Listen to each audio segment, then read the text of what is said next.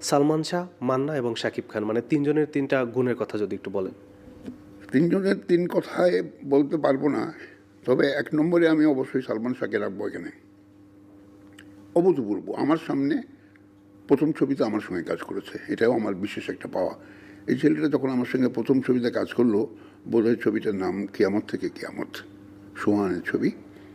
আমি কিন্তু ওর কাজ দেখে বলেছিলাম সোহানকে, সে সোহান, এই ছেলেটা একদিন সাংঘাতিক ভালো হিরো হবে। এবং ঠিক আমার মুখ দিয়ে বেরিয়েছে।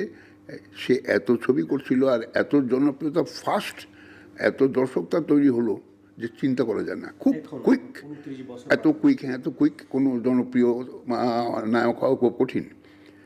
নেক্সট আমি বলবো অবশ্যই সাকিবকে, দ্বিতীয় সাকিব, যে ইন্ডাস্ট্রিটাকে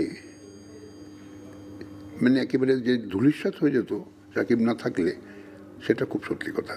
ইন্ডাস্ট্রি সাকিব কিছু হলেও টিকিয়ে রেখেছে, কিছু হলেও টিকিয়ে রেখেছে। সাকিবের কিছু দর্শক তৈরি হয়েছে যারা হলে সাকিবের ছবি রিলিজ হলে যায়, ঈদে কোরবানিতে দুটো তিনটে ছবি রিলিজ হয় এবং লোকে যে ভিড় করে দেখে।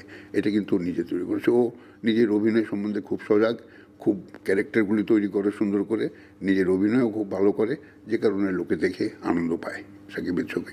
আর ৩ নম্বর মান্না, যে মান্নাও খুব যত্নবান ছিল, নিজে গল্প তৈরি করতো, ফিল্ম পাগল ছেলে, নিজে গল্প তৈরি করতো, নিজে ক্যারেক্টার তৈরি করো, ছবি বানাতো, তাতে লোকের খুব ভালো লাগতো। মান্নার কাজ টোটাল টিম ওয়ার্ক, হ্যাঁ, সব মিলে সেও একটি ফিল্ম পাগল ছেলে। ও অনেক দর্শক তৈরি করেছিল, ওরও অনেক দর্শক, প্রচুর দর্শক, ওরও জনপ্রিয়তা অনেক। সব মিলেই আমরা